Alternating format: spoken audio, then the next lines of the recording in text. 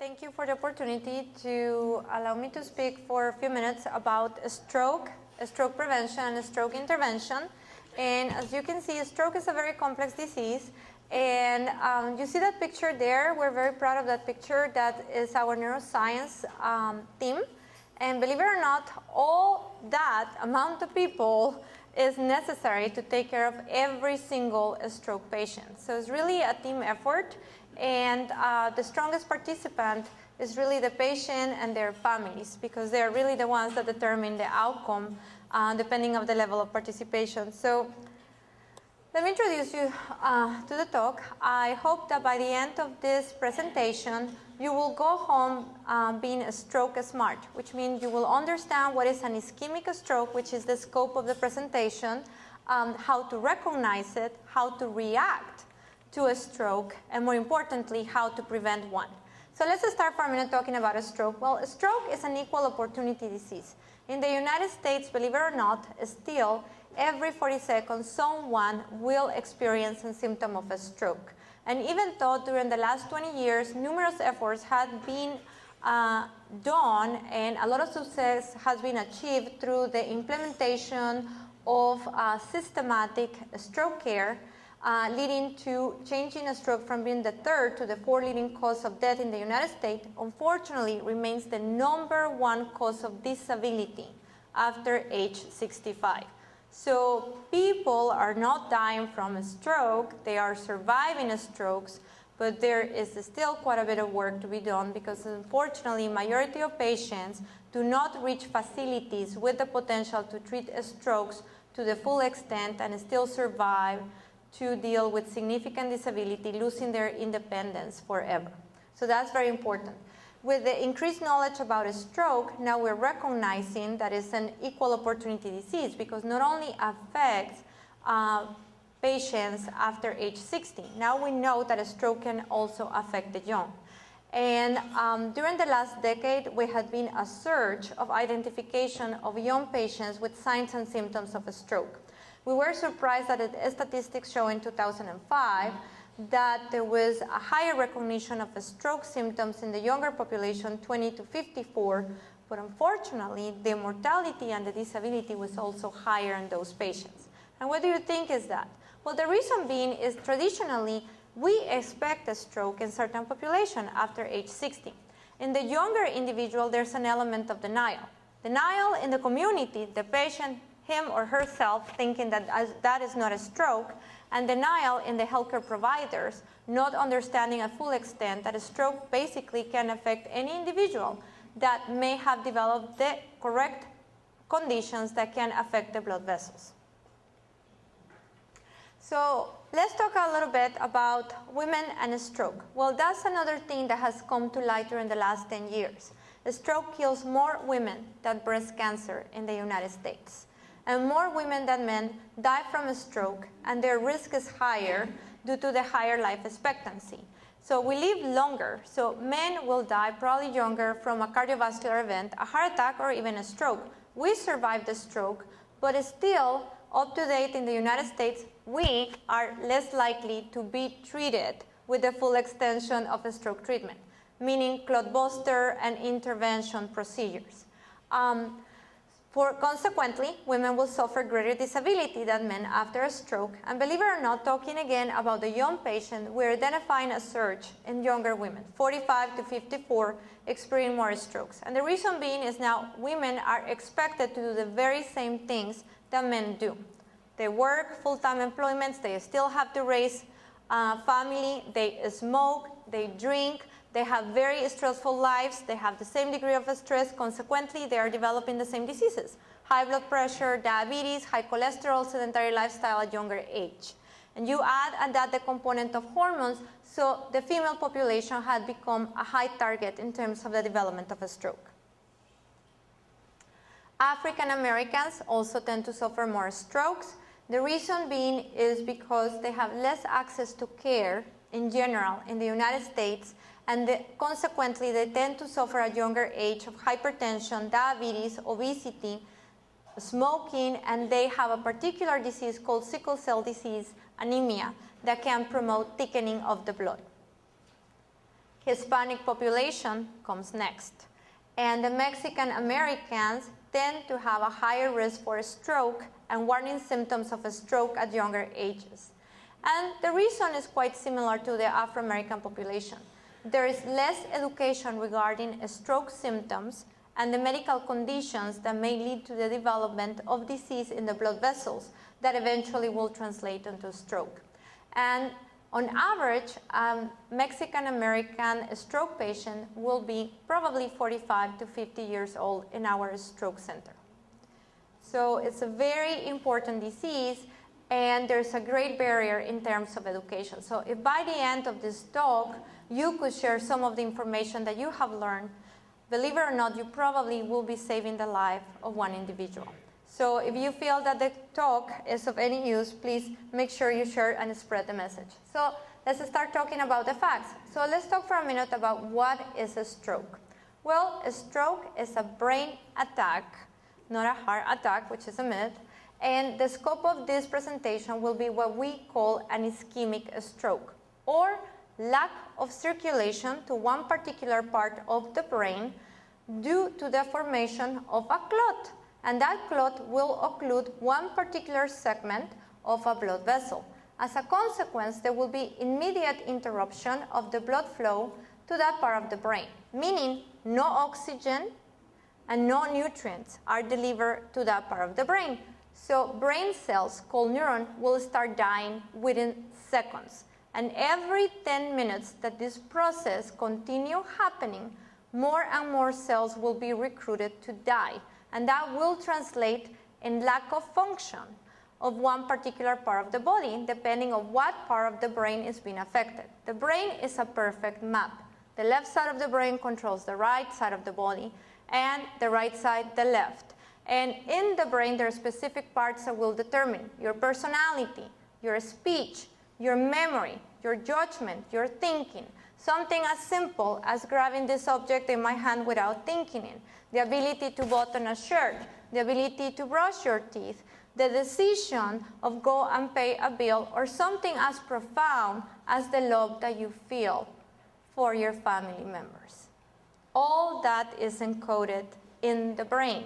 And the brain is the one that sends all the commands to the rest of the body, so the heart, the lungs, the kidneys, and every single organ can work. We can have a heart that is beating, but if the brain is not working, for practical purposes, there's no quality of life. So there are two types of strokes, and the most common one is the one that we call an ischemic stroke. That's probably 80% of all the strokes that occur, and 20% of the strokes will be what we call hemorrhagic strokes. An ischemic stroke occurs because a clot blocks the blood vessel, like I explained. A hemorrhagic stroke occurs because a blood vessel had been debilitated by certain pathology of disease. The most common type of disease that will debilitate the blood vessels is uncontrolled, sustained high blood pressure.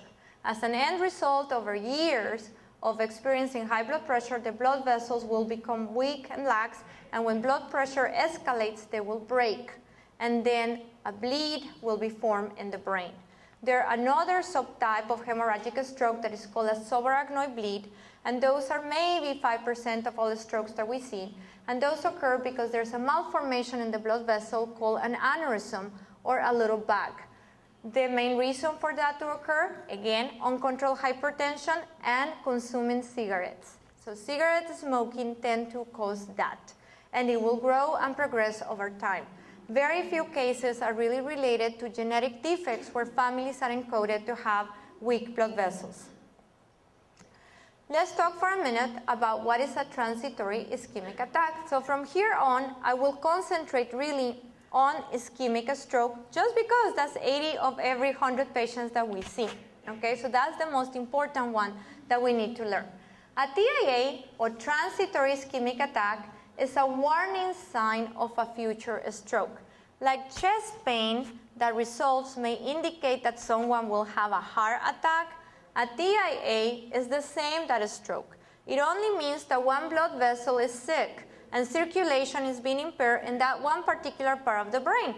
The difference is that for some reason the blood flow is reconstituted and then cells don't die permanently, so the symptoms regress, meaning a patient may have a transient episode of a slurred speech with left arm and left leg weakness, and that may resolve within 45, 60 minutes, and then the patient returns to normal baseline. So that doesn't mean that it's something insignificant. Quite opposed, what it means is that a catastrophic event is about to occur, and that person has a unique opportunity to prevent the full extension of a disabling stroke. Unfortunately, 300,000 patients will experience a TIA in the United States every year. That's the statistic for the last 5 years. And even sadder is the fact that 50%, half of those patients, will ignore it, will not recognize it, healthcare providers will not recognize it, and they will end up having a disabling stroke in less than 90 days. Statistics don't lie, because the short-term risk of a stroke after TIA is substantial. 40% of patients that have that warning sign will complete a disabling stroke within less than 90 days. And 50% of those patients that complete the stroke will occur in the first 48 hours after the initial symptom. So there's a very unique opportunity to prevent something that can impair the life or the quality of life of someone forever. So let's talk for a minute about the mechanisms of a stroke. So why do we have strokes? Well, blood vessels change over time. So the majority of strokes occur after age 60 because age by itself will cause, like your skin has changed over time, we wrinkle and the skin change, the blood vessels have the same collagen. So the blood vessels will weaken, and in some areas they will become stiff, so they will lose what we call compliance. The brain regulates its own circulation from the neck up, separate from the mechanism from the neck down. So over time, sustained blood pressure, high blood pressure, what it would do will harden the blood vessels. And that will promote the development of what we call intracranial atherosclerosis. So if you add to that blood vessel that does not react to the changes in blood pressure because it has to be working all the time against high blood pressure, then all you need to add is cholesterol. Triglycerides and bad cholesterol into your system, and then a plaque will start forming. And then you add diabetes. So your sugar is running in the 200s and 300s. So that continues attracting inflammation into the plaque. And then you add nicotine through cigarette smoking. And then you just added the fuel for that plaque to become really fat over time. And eventually the plaque will narrow the lumen of that blood vessel. And when we narrow flow through a vessel, then we call it stagnation. So clots will form in there. And that's the mechanism of the stroke. So that's what intracranial atherosclerosis, or plaque formation in the blood vessels inside the brain, is the most common reason for a stroke. Early in the disease, predominantly in the younger patient, the smaller blood vessels will be the ones predominantly affected by the high blood pressure, and those are the strokes that I usually see in my 45, 50-year-old Mexican-American patients who are diabetic, hypertensive, with high cholesterol, that they don't exercise, and they are overweight. Within time, they will develop more intracranial atherosclerosis, and they will end up having large territory ischemic strokes.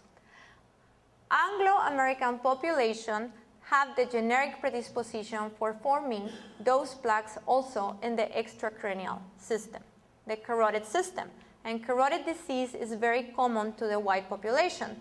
But it appears that it's not very selective anymore, because unfortunately Mexican American and Afro American do not control the other risk factors. Eventually those blood vessels will form large plaques there. When a plaque actually forms in the carotid system, which are the big blood vessels here in the brain, major disabling or fatal strokes that may lead to death and coma will occur. Why? Because the carotid artery branches in two big branches in the brain, and it will provide 1, 2, 3 parts of the brain circulation. So it's basically the size of my hand. So there's a big area where most of vital functions will be involved, ability to interact with the environment. So carotid strokes are truly devastating. Sometimes the patients may have symptoms because the plaque is just gradually narrowing the lumen of the blood vessel. So the patients start experiencing some common ongoing symptoms just because they don't provide enough blood flow to that part of the brain. There are other circumstances for a stroke. The same process that happened in the carotid artery can happen in the aortic arch that comes out of the heart, and those are usually what we call distal embolic strokes from cholesterol. And then patients that have these risk factors for a stroke simultaneously are developing coronary artery disease. So the heart weakens over time, the blood vessels in the heart weaken over time, and they tend to become symptomatic or give symptoms probably 5 to 10 years prior to the patient having symptoms of a stroke. So the same patients that will have heart attack are the same patients that will have strokes later. And the same patients that have a heart attack will weaken their heart muscles, and they will develop valve problems with leakages in the valves, or their chambers in the heart will become weak, and then they will develop some rhythm problems in the heart. And instead of the heart beating in unison with a proper rhythm, it will start shifting rhythm, and that's called atrial fibrillation. And when that occurs, clots will form in the chambers of the heart, and those clots will sit there. The next time that rhythm changes, the clot will dislodge, and the only place that it will go to is to the brain, and it will cause what we call a cardioembolic stroke, usually a very disabling type of a stroke. So, recapping, the most common risk factors are hypertension, uncontrolled hypertension, uncontrolled diabetes mellitus, uncontrolled heart disease, smoking, high cholesterol, of course, being a man because they have a higher tendency to have this disease, the progression of age because it causes the debilitation of the blood vessels, and as you learn, certain populations, unfortunately, tend to develop all these risk factors at an earlier time in their lifetimes. So, when someone has a TIA or a warning symptom, it should be addressed in the same way that someone that is not resolving the symptom. And it's very important to remember that it's the same thing. So a TIA doesn't mean that it's going to be less. It only means this is your golden opportunity of not having the stroke. So it must be taken seriously. So if the symptoms of a stroke last longer than 60 minutes, it's no longer a TIA, it's already a stroke. If patients have symptoms of a stroke, even if they're transient, 5-10 minutes, which could be by definition a TIA, but they involve weakness of one arm, one leg, or a speech disturbance such as slurred speech, inability to comprehend the speech, inability to express with the speech, it should be taken very serious because in all probabilities it's going to be a progression to a stroke.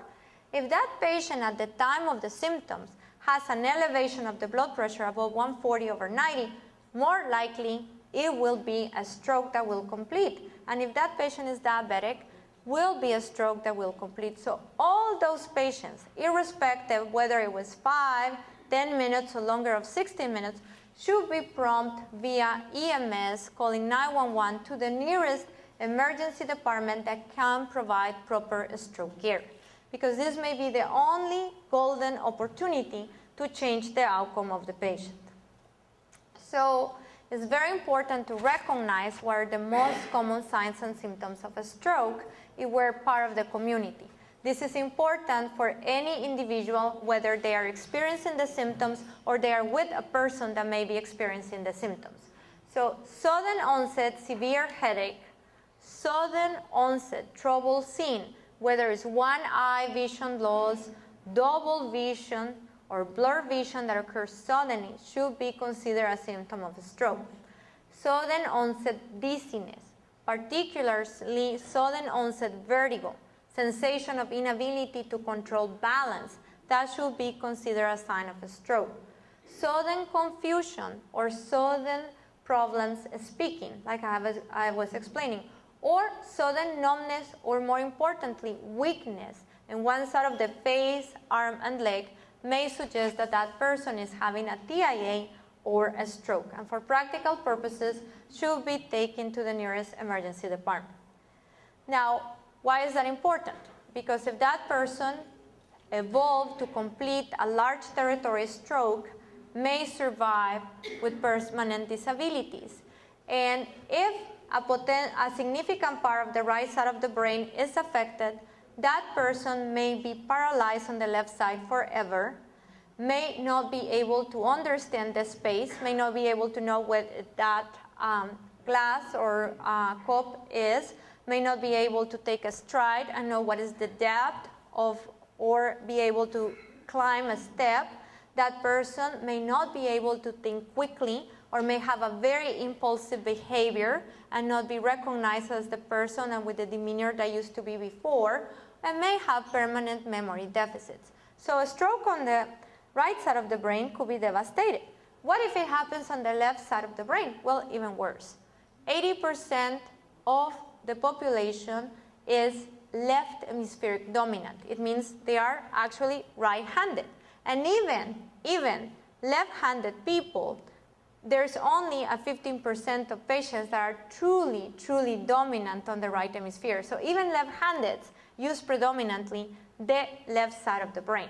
And in the left side of the brain, there's the speech, there's the understanding of the world, there are the emotions that make you love someone or remember someone, and they're all the behavior that make you analyze and execute things in an organized way. So if someone loses the left side of the brain, chances are that may never be a person that you will recognize. It will transform in a totally different individual.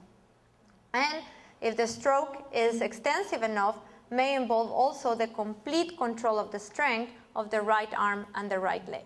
So this type of incidents can be devastating for anyone to survive. So first thing and first lesson learned is if any of those things happen, we must act fast. And I would like to take a minute to educate you with a scale that any of you in this room can complete in 1 minute if you see someone that potentially could be experiencing a stroke. And F is for face. So it's as simple as taking a look of that person, and if there's a droopiness of the mouth or a droopiness of the entire face, that could be a stroke. A is for arm, something as simple as ask the person to lift both arms in the air and see if there's a drift. S for a speech, so something as simple as ask that person, can you please repeat for me your name? And if that person answers to you, well, there you have it, probably is having a stroke. And T is for time. It's very important to look at the time that this event is occurring, the time of onset, or the last time the patient was seen well. And why is that? Because based on the time of onset is how we in the emergency department will determine what is the appropriate intervention for that patient with the best effort to rescue that brain that is in the process of dying. So let me walk you through that process. So that's what we call the golden hour of opportunity. So once someone is identifying as having signs and symptoms of a stroke, the proper route to take is to activate 911. It's for us in the emergency department to determine if that's a stroke or a migraine or a seizure or someone is having a nerve attack. It's not for the community. And no patient should take the risk of having a stroke and not be diverted to the correct place to be evaluated. At 0 minute, the ambulance should transport the patient to the emergency department, and the EMS should alert the stroke center that there is a stroke code or a stroke alert en route. Within less than 10 minutes, the emergency physician and the emergency staff should be doing a brief assessment to identify the time of onset, verify the symptoms, and run a scale that we do to quantify the neurological symptoms and make sure, yes, it looks like a stroke. Within less than 15 minutes, we, the neurology team, are activated to go and see that patient physically or doing it through telemedicine, whichever is what it works in the facility that you're being transported to. Within less than 20 minutes, a CT scan of the head should have been completed to rule out a bleed in the brain and determine if that patient potentially could be treated with the clot buster to reopen the blood vessel and try to restore the oxygen and the blood flow to that part of the brain that is dying. And within less than 60 minutes, the decision of whether or not to administer that drug should have been made and the drug administered if the patient meets criteria for that. So who meets criteria to receive the clot buster? Every stroke patient when they arrive to the emergency department within less than 3 hours from symptom onset. It's very important. There are very specific criteria regarding safety that are applied individually to the medical history or medical condition of that person. But in general, the most important aspect is get to the emergency department in the shortest period of time for the team to determine whether or not that patient potentially could be treated in a safe manner. So if the patient arrived outside of that 3-hour window from onset of the symptoms, for selected patients that meet certain criteria, we still could administer the clot buster up to 4 hours and 30 minutes from symptom onset. And what if for any reason the patient was alone and no one was there, but someone returns home and said, oh, I left 4 hours ago and mom was completely fine, but now she's lying on the floor and she cannot speak and she cannot move the right side. Well, there's still some potential treatments that we could offer as rescue therapy if we can quantify and identify through brain image that there's a clot occluding the blood vessel and potentially could be retracted to a specialized treatment called endovascular treatments. So let me show you for a minute because you will think right now, so how do they do that? Well, there's an important concept to understand in a stroke, and I was reviewing this morning that with my medical student that is rotating in neurology. Once someone is having a stroke or a TIA, I don't know if you can see the lighter area and there's a gray area that looks darker. Well, that's what happened to a brain that is having a left middle cerebral artery occlusion. So I want you to concentrate in the lighter area for a minute. That's what we call the core. So as seconds go by without circulation, cells start dying, and that's already dead tissue if the clot is big enough. So that's already a stroke. But you see the other area that looks darker? That's what we call the penumbra.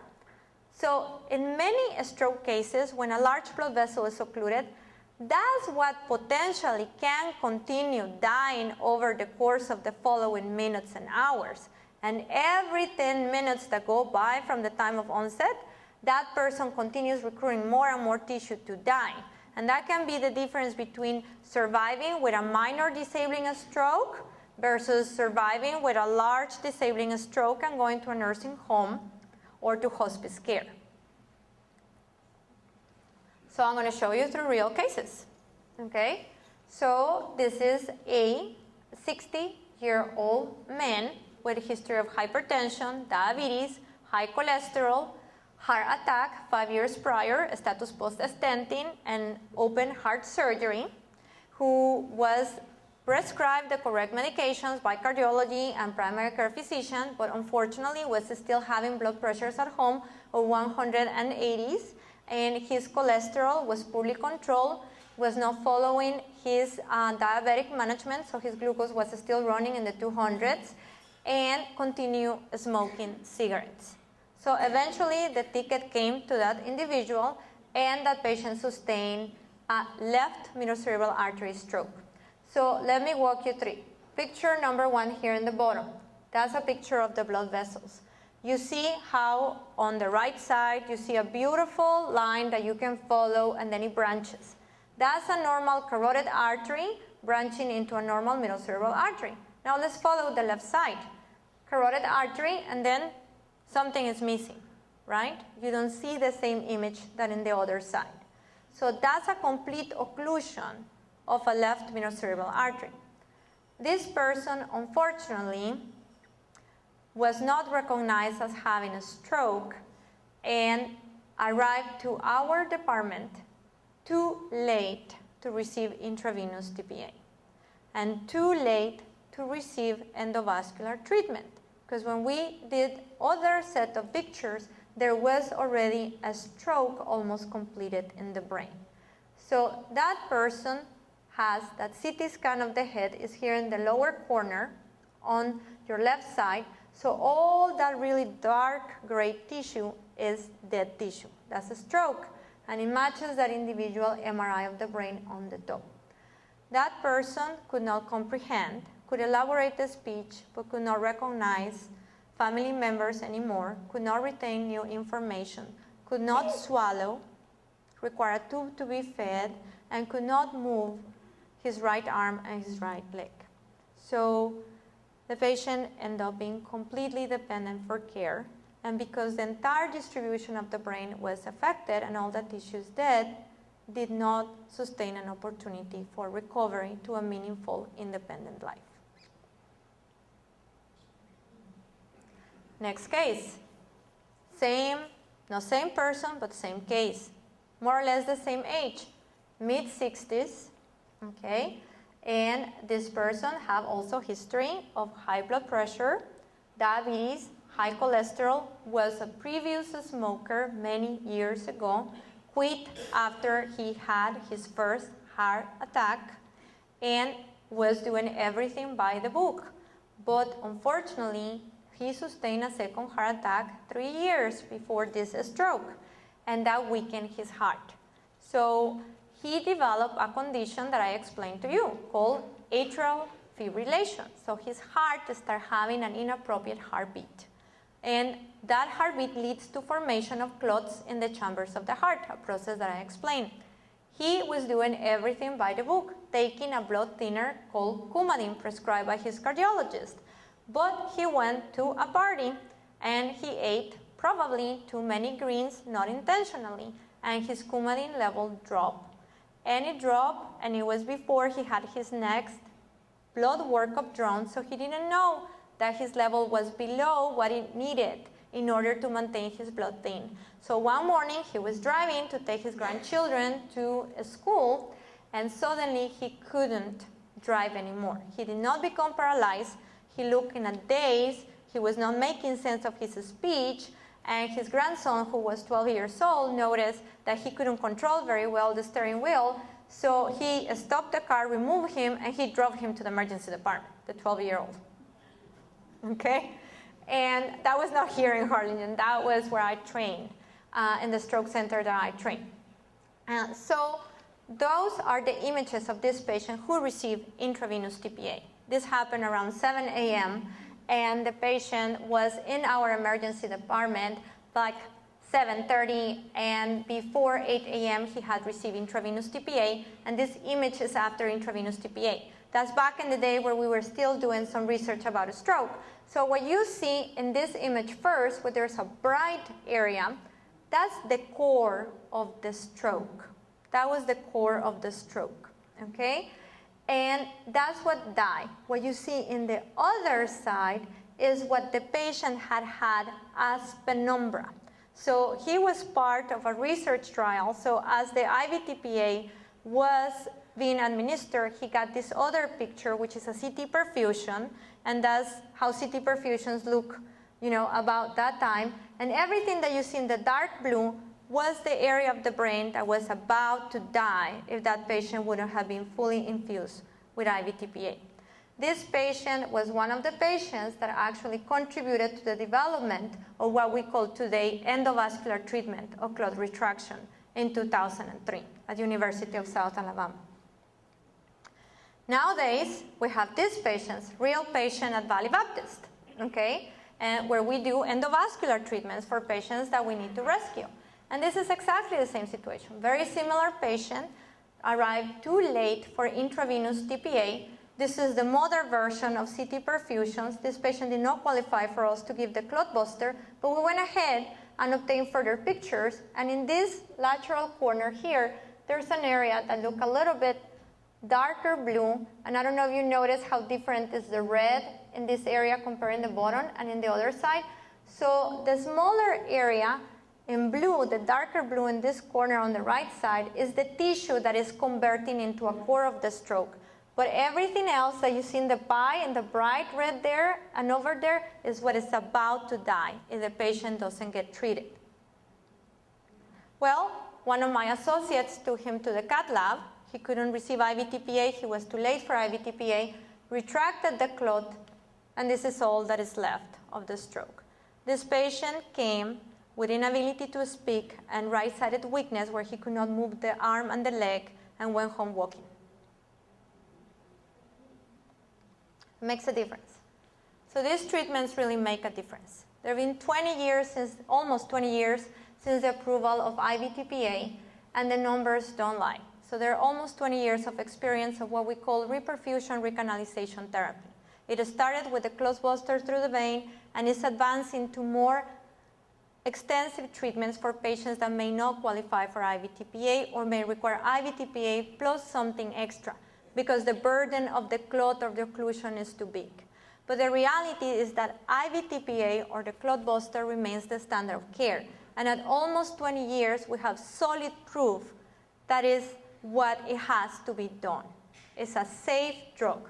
For every 100 patients that had been treated since the FDA approval in 1996, you can see there will be 13 that will survive to normal or nearly normal life, which means going back home to be the person that that individual was before. Then there will be another number of patients, 19 patients, that will get better and with proper rehabilitations will be able to incorporate to normal life or nearly normal life. Then, unfortunately, there's still a good group of people that may not improve, but I want you to notice the red. Only 1 of every 100 patients that get treated may actually have a complication where it may get worse or die as a complication. There are very few things in medicine that offer those numbers in terms of safety. So the chances of a complication after administration of IVTPA or a reperfusion therapy in a center that is qualified and trained to do it is very small. The chances to help someone to recover quality of life is very high. This is the way to go. Now, there are a lot of things that we cannot control. When we receive patients, we don't control their age, their stroke severity, as you saw, or what type of a stroke or the blood vessel involved. But we have control of other things that can change the outcome of the patient. Clearly, revascularization through IVTPA or thrombectomy or other intervention definitely can make a change.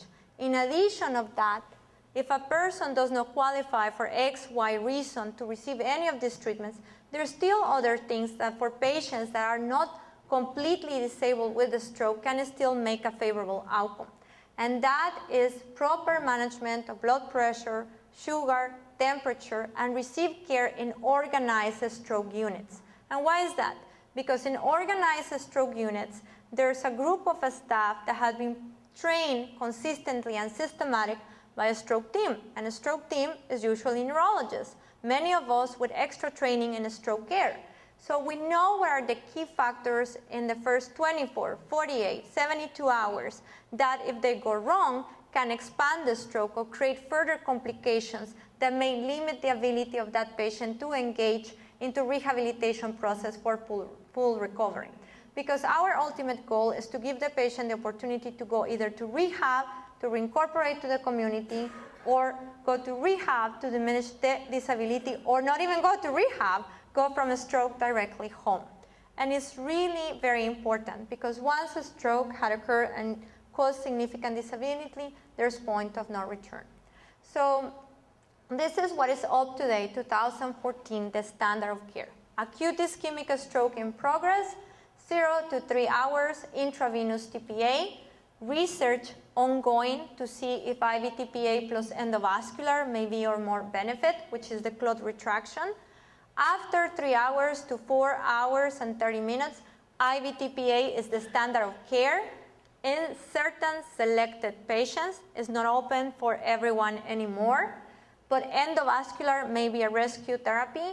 After 4 hours and 30 minutes, up to 12 hours, only in highly trained patients with proper selective images, then procedures that are specifically endovascular, like clot retraction or administration of the clot buster directly to the blood vessel affected, should be done. But as you saw, even for patients that can make a difference, like the third case that I showed. So that's what you do. So How do you react to your stroke? Well, you call 911 and go to the emergency department that can provide a stroke care. But more importantly, how do you prevent a stroke? Because many of our patients survive and they do well. So for the ones that have not sustained a stroke and for the ones that sustain the stroke, the rules are the same. And there are very well-defined national guidelines with recommendations of what we need to do in order to prevent further damage to our blood vessels. So the first one, high blood pressure uncontrolled, is the #1 enemy. I always tell my patients, hypertension is the hidden enemy. It's killing you inside, gradually and slowly and progressive. And unfortunately, the day that you notice may be the day that you have the stroke. So please have your blood pressure checked. And if you know that you have high blood pressure, discuss with your doctor where your blood pressure should be. Because there are specific ranges for different populations and different ages where blood pressure control means. A younger patient, normal blood pressure is 120/80 and no higher than 130. Someone in more advanced age that had been hypertensive for many years, 140, the maximum may be acceptable. But no 160s, no 170s, no 200s, okay? If you have a rhythm called atrial fibrillation, you need to know, and it needs to be managed correctly. And that means blood thinners and medications to control the rhythm, because 5% of patients will form a clot in the heart and will end up having a disabling stroke. If you smoke, stop. If you drink alcohol, do it with moderation. Know your cholesterol number. There's a number for good cholesterol that we want high, there's a number for bad cholesterol that we want low, and there's a number for triglycerides, which measures the amount of fat that we eat daily, and that should be low. It's very important to understand that dynamic and how it affects our body, because then we can discuss with our doctors what is the best intervention. If you are diabetic, please control it. Diabetes is the second enemy and kills everything inside your body gradually, slowly, and progressive. From the brain, to the heart, to the skin, to the nerves, to the eyes, to the kidneys, and the story goes on and on. Include exercise in your daily routine. The American Heart Association, American Stroke Association recommends 30 minutes of brisk aerobic exercise 3 to 5 times per week in order to prevent a stroke and a heart attack.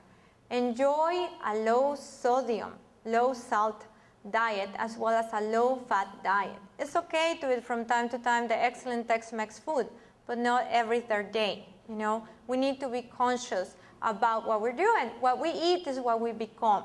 That's true. If you have circulation problems, work with your doctor to improve it.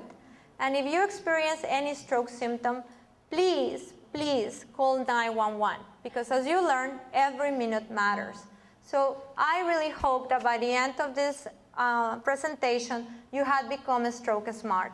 So you have learned a little bit of how to reduce the stroke risk, how to recognize it, and more importantly, if you see someone having a stroke or you think you're having a stroke, please respond immediately by calling 911 and going to the emergency department. Because yes, we do have the power to end a stroke.